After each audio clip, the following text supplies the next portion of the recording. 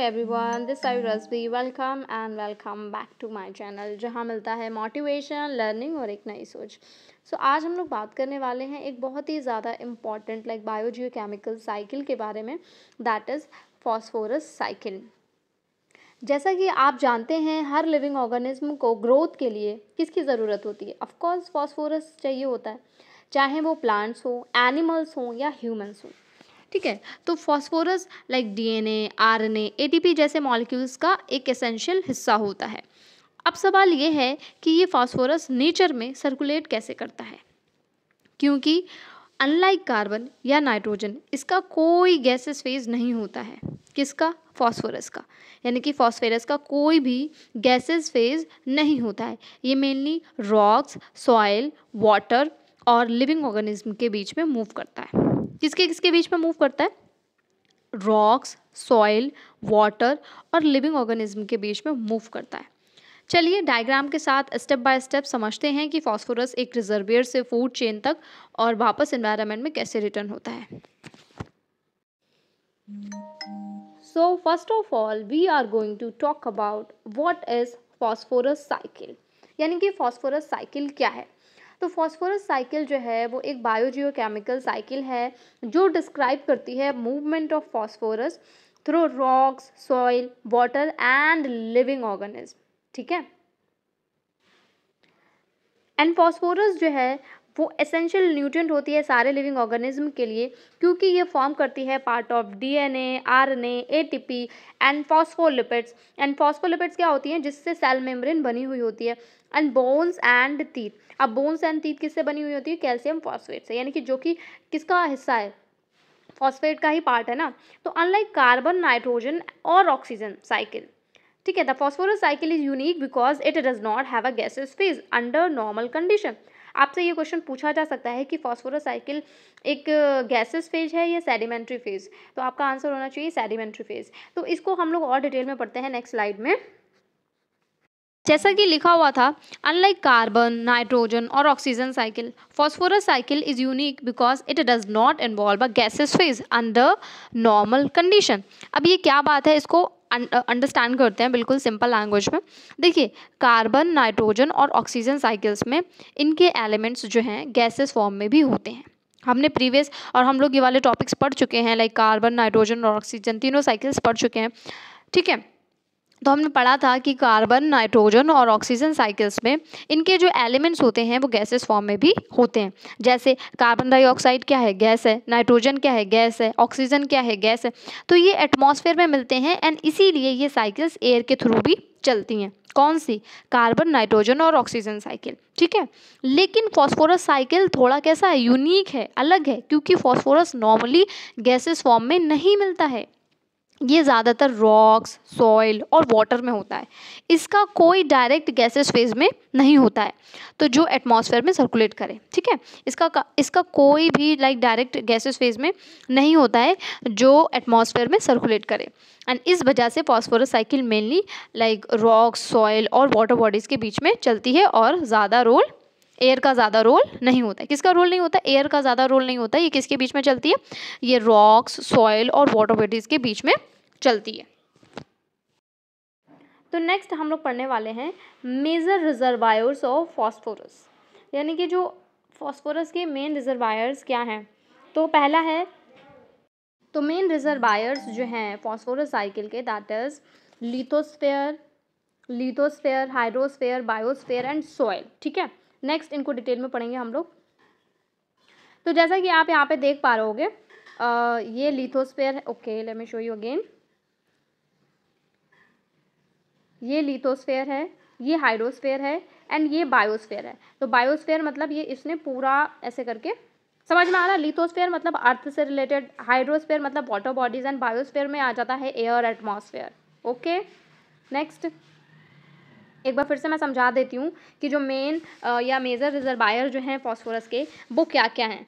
तो वो हैं, लेट मी शो यू, वो हैं लिथोस्फेयर, हाइड्रोस्फेयर, एटमॉस्फेयर। तो ये बायोस्फेयर में जो है वो ये सब आ जाता है। ठीक है, एटमॉस्फेयर आ जाता है। समझ में आया? ठीक है, तो ये लिथोस्फेयर, हाइड्रोस्फेयर, एटमॉस्फेयर, बायोस्फेयर ये मेन रिजर्वायर हैं फॉस्फोरस के। ओके, इनको हम लोग डिटेल में पढ़ेंगे आगे। ये आप बस समझ लीजिए ये क्या है, कैसे दिखता है। मतलब किनको बोला गया है, ठीक है। आगे इनको हम डिटेल्स में पढ़ेंगे।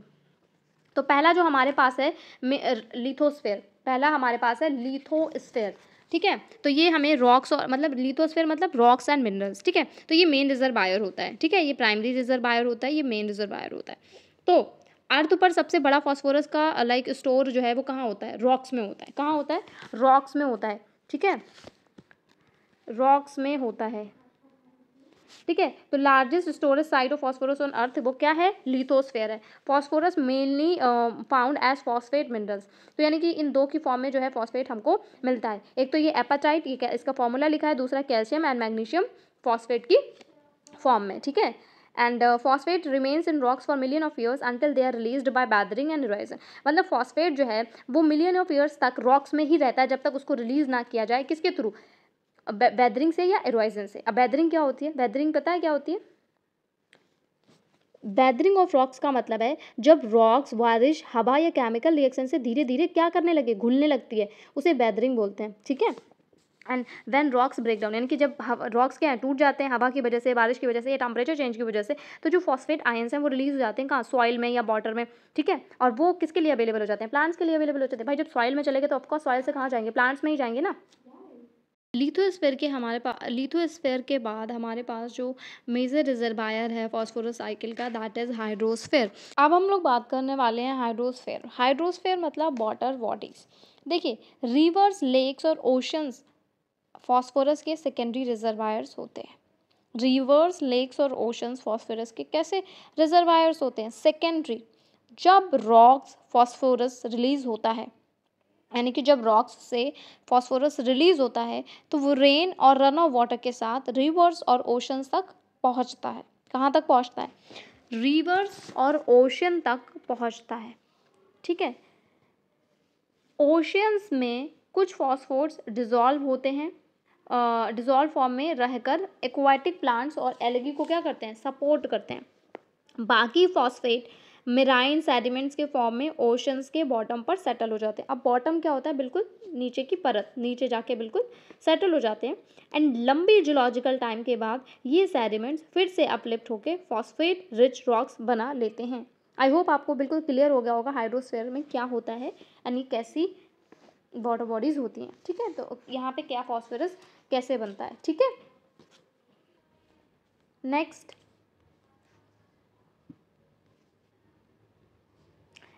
नेक्स्ट हमारे पास है बायोस्फेयर। बायोस्फेयर मतलब बायोस्फेयर में आ जाएगा plants, animals and micro organism, ठीक है।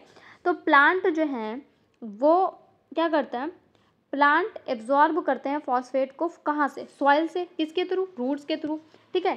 एंड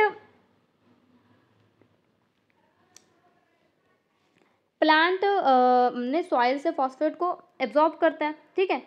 अब क्या हुआ, फॉस्फोरस एंटर कर गई फूड चेन में, जहाँ पे हर्बीवोर क्या खाएंगे, हर्बीवोर खाएंगे प्लांट्स को, एंड वो कहाँ जाएगा, कार्निवोर्स में जाएगा। तो हर्बीवोर जो शाकाहारी हैं वो क्या खाएंगे, वो प्लांट खाएंगे, ठीक है। तो फॉस्फोरस उनकी बॉडी में चला जाता है। अब कार्निवोर्स जो मांसाहारी हैं वो हर्बीवोर को खाएंगे। तो इस तरह से फॉस्फोरस फूड चेन के थ्रू सर्कुलेट होता है, ठीक है। तो ऑर्गेनिज्म में फॉस्फोरस होता है, यानी कि जो लिविंग ऑर्गेनिज्म है वो फॉस्फोरस मिलता है, तो कोई डीएनए एंड आरएनए में मिलता है जो कि कैरी करता है जेनेटिक फॉर्म इन्फॉर्मेशन, ठीक है। एटीपी जो कि मेन एनर्जी मॉलिक्यूल होता है। फॉस्फोलिपिड्स जो कि सेल मेम्ब्रेन फॉर्म करता है। बोन्स एंड टीथ में कैल्शियम फॉस्फेट की फॉर्म में प्रेजेंट होता है। आई होप आपको ये समझ में आ गया होगी कि फॉस्फोरस जो है वो बायोस्फीयर में कैसे स्टोर रहती है। नेक्स्ट देखते हैं, नेक्स्ट हमारे पास है सॉइल रिजर्वायर, ठीक है। तो सॉइल रिजर्वायर में क्या होता है, सॉइल प्लांट्स के लिए इमीडिएट सोर्स है फॉस्फोरस का, यानी कि सॉइल जो है प्लांट्स के लिए इमीडिएट सोर्स है, ठीक है।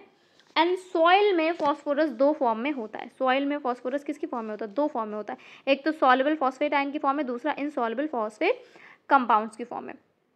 तो जो सॉल्युबल फॉस्फेट आयंस होते हैं जो प्लांट्स के रूट्स क्या कर सकते हैं, डायरेक्टली ले सकते हैं, तो उनको हम सॉल्युबल फॉस्फेट आयंस बोलेंगे, जो प्लांट के रूट्स डायरेक्टली ले सकते हैं, ठीक है।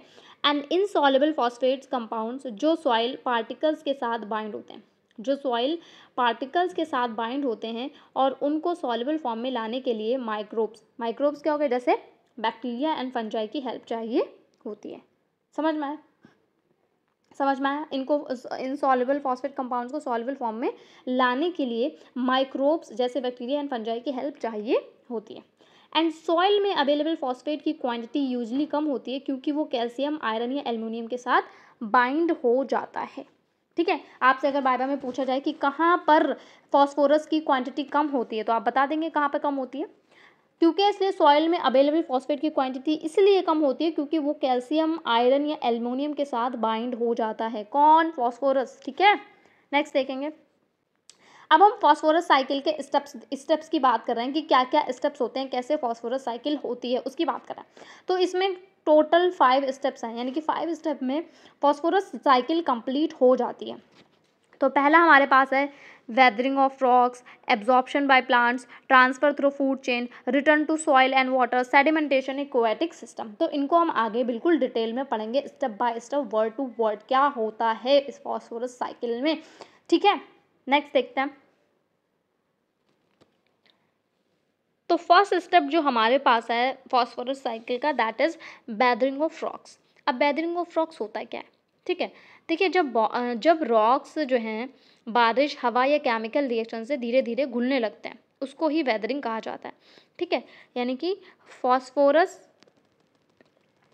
फॉस्फेट रॉक्स अंडरगो वेदरिंग या फिजिकल या केमिकल ब्रेकडाउन होता है। जैसे यहाँ पे आप देख पा रहे हैं ये क्या हुई है, ये रॉक की वेदरिंग हुई है। ठीक है, एंड फॉस्फेट आयन रिलीज हो जाता है किस में? सॉइल एंड वाटर में। कहाँ रिलीज हो जाता है? सॉइल एंड वाटर में। यानी कि इस फॉर्म में आपसे ये क्वेश्चन भी पूछा जा सकता है कि फॉस्फेट जो है वो किस फॉर्म में, फॉस्फोरस जो है वो किस फॉर्म में रिलीज होता है? तो वो इस फॉर्म में रिलीज होता है। ठीक है, फॉस्फेट की फॉर्म में रिलीज होता है। ठीक है, तो तब फॉस्फेट आयन सॉइल और वाटर में रिलीज होते हैं। ठीक है, तो ये आयन अवेलेबल हो जाता है किसके लिए? प्लांट एब्जॉर्प्शन के लिए। प्लांट एब्जॉर्प्शन के लिए नेक्स्ट देखेंगे हमारे पास क्या है। अब प्लांट एब्जॉर्प्शन के लिए जैसे यहाँ पे देखो, यहाँ पे वेदरिंग ऑफ रॉक्स, ओके, ये जो हमने स्टेप देखा है वेदरिंग ऑफ रॉक्स का, let me show you, let me use white pencil. ये वेदरिंग ऑफ रॉक्स हो रही है यहाँ पे। ठीक है, अब ये वेदरिंग ऑफ रॉक से फॉस्फेट चला गया किस में? सॉइल में चला गया। कौन सी फॉर्म में? P4 इसकी फॉर्म में चला गया। अब इसको क्या करेंगे? इसको प्लांट्स एब्जॉर्ब कर लेंगे, इसको प्लांट्स एब्जॉर्ब कर लेंगे क्योंकि इसलिए वो एब्जॉर्बेबल फॉर्म है। ठीक है, नेक्स्ट देखेंगे।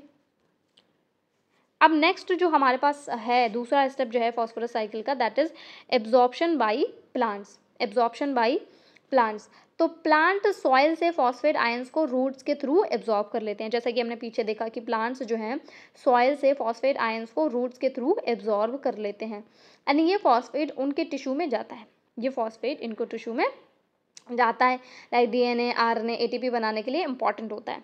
ठीक है, डीएनए, आरएनए एंड एटीपी बनाने के लिए इंपॉर्टेंट होता है। तो ये कहाँ स्टोर हो गया? ये ऑर्गेनिक कंपाउंड्स, ये जो फॉस्फेट था, ठीक है, उनके फॉस्फेट जो था वो प्लांट की बॉडी में स्टोर हो गया। ठीक है, नेक्स्ट देखेंगे। नेक्स्ट जो है हमारे पास थर्ड स्टेप है, that is transfer through food change. Transfer through food chain. Transfer through food chain.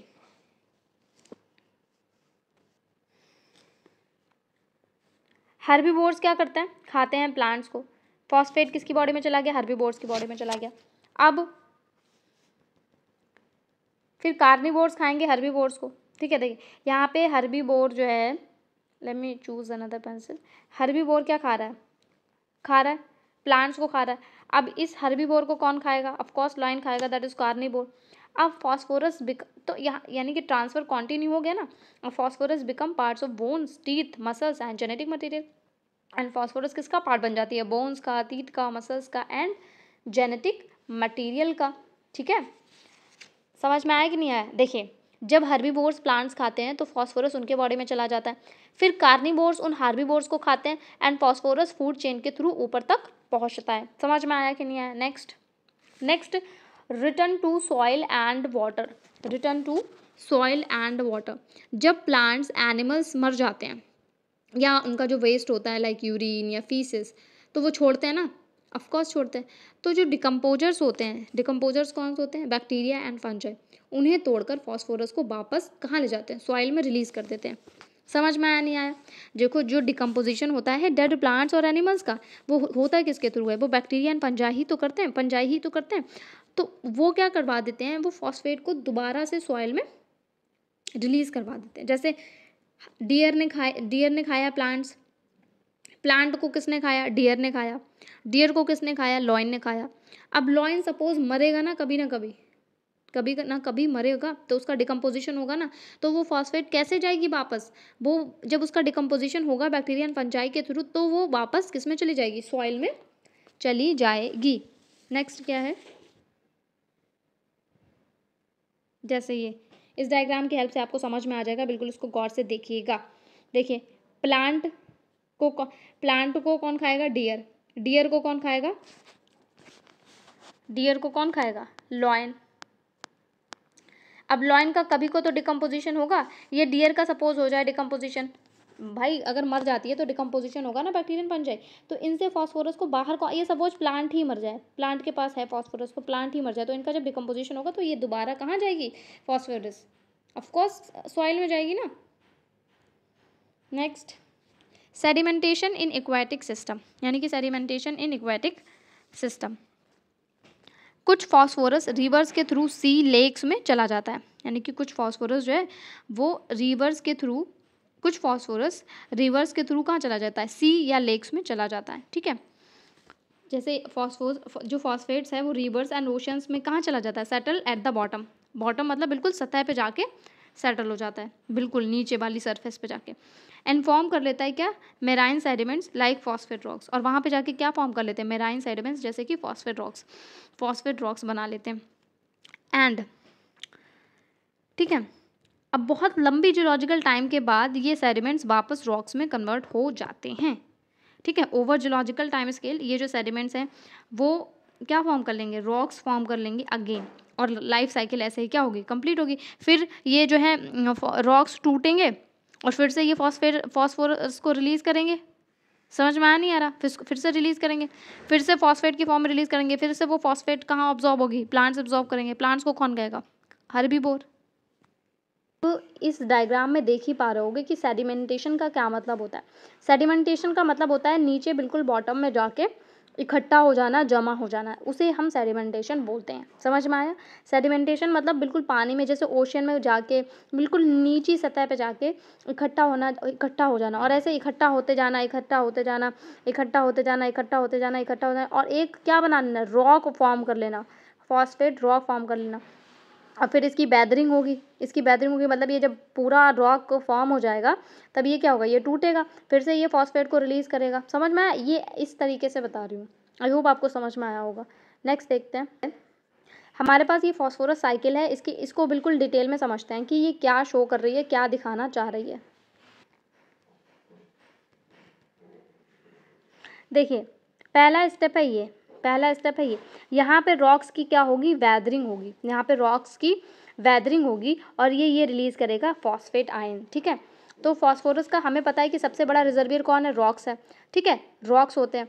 तो ये रॉक्स सॉइल के नीचे सरफेस पर होते हैं, ये रॉक्स सॉइल के नीचे सरफेस पे होते हैं, तो इसकी क्या होगी, वैदरिंग होगी। अब वैदरिंग मतलब जब रॉक्स बारिश, हवा या केमिकल रिएक्शन से धीरे धीरे घुलने लगते हैं उसको हम वैदरिंग बोलते हैं, ठीक है। तो फॉस्फेट आयन सॉइल और वाटर में रिलीज होते हैं। तो ये देखो, ये फॉस्फेट आयन कहाँ जाएगा, सॉइल सोल्यूशन में चला जाएगा या रन ऑफ होके बह के चला जाएगा, ठीक है। अब ये सॉइल सोल्यूशन में गया है, अब ये सॉइल सोल्यूशन में गया है, तो प्लांट सॉइल से फॉस्फेट आयंस को रूट्स के थ्रू एब्जॉर्ब कर लेते हैं, यानी कि प्लांट्स जो हैं सॉइल से फॉस्फेट आयंस को रूट्स के थ्रू एब्जॉर्ब कर लेते हैं। अब ये फॉस्फेट उनके टिश्यू में आ जाता है, डीएनए, आरएनए, एटीपी के बनाने के लिए इंपॉर्टेंट होता है, ठीक है। अब ये सॉइल सोल्यूशन में गया। अब देखो, अब जब हर्बीवोर्स प्लांट्स खाते हैं तो फास्फोरस उनकी बॉडी में चला जाता है, यानी कि जब हर्बीवोर्स प्लांट्स खाते हैं, जब हर्बीवोर्स प्लांट्स खाते हैं तो उनकी बॉडी में चला जाता है। फिर कार्निवोर्स, फिर कार्निवोर्स उन हर्बीवोर्स को खाते हैं तो फास्फोरस फूड चेंज के थ्रू ऊपर तक पहुंचता है, ठीक है, ऊपर तक पहुंचता है। और फिर क्या होगा, फिर अगर उनमें से कोई भी मर जाता है तो उसका क्या होगा, डिकम्पोजिशन होगा। अब ये डिकम्पोजिशन कौन करवाएगा, बैक्टीरिया या फंजाई करवाएंगे। आई होप आपको ये फॉस्फोरस साइकिल बिल्कुल समझ में आ गई होगी, क्या शो करना चाह रही है। अब हमारे पास है heading, that is role of micro organism, यानी कि माइक्रो ऑर्गेनिज्म का क्या रोल होता है फॉस्फोरस साइकिल में। तो देखिए, जो फॉस्फेट सॉल्युबलाइजिंग बैक्टीरिया होते हैं वो कन्वर्ट कर देते हैं इन सॉल्युबल फॉस्फेट को इनटू सॉल्युबल फॉर्म्स में, यानी कि जो फॉस्फेट सॉल्युबलाइजिंग बैक्टीरिया होते हैं वो कन्वर्ट कर देते हैं इनसॉल्युबल फॉस्फेट को इनटू सॉल्युबल फॉर्म्स में। तो वो बैक्टीरिया होते क्या हैं? तो वो बैक्टीरिया होते हैं बैसिलस एंड सीडोमोनास, ठीक है, बैसिलस एंड सीडोमोनास। इनके बारे में आपने 12th में पढ़ा भी होगा। तो वो जो बैक्टीरिया होते हैं वो होते हैं बैसिलस एंड सीडोमोनास, ठीक है। एंड ये इंपॉर्टेंट होते हैं for making phosphorus bio available, मतलब अवेलेबल करने के लिए, मतलब इनका रोल होता है कि फॉस्फोरस जो है वो अवेलेबल रहे। नेक्स्ट हम देखेंगे human influence on phosphorus cycle, यानी कि फॉस्फोरस साइकिल का ह्यूमन का मतलब जो है, मतलब ह्यूमन इन्फ्लुएंस मतलब जो ह्यूमन एक्टिविटीज़ हैं उसका क्या असर पड़ रहा है फॉस्फोरस साइकिल पे, वो हम देखेंगे, ठीक है। तो ह्यूमन फॉस्फेट रॉक्स को माइन करके फर्टिलाइजर्स बनाते हैं, यानी कि जो ह्यूमंस हैं वो फॉस्फेट रॉक्स को माइन करके फर्टिलाइजर्स बनाते हैं। अब एक्सेस फर्टिलाइजर सॉइल में फॉस्फोरस बढ़ा देता है, यानी कि एक्सेस फर्टिलाइजर जो है वो सॉइल में फॉस्फोरस बढ़ा देता है, ठीक है। एक्सेस फर्टिलाइजर जो है वो सॉइल में फॉस्फोरस बढ़ा देता है। एंड रेन और इरिगेशन के बाद ये फॉस्फोरस रिवर्स और लेक्स में चला जाता है, यानी कि रेन या इरिगेशन के बाद ये फॉस्फोरस रिवर्स और लेक्स में चला जाता है।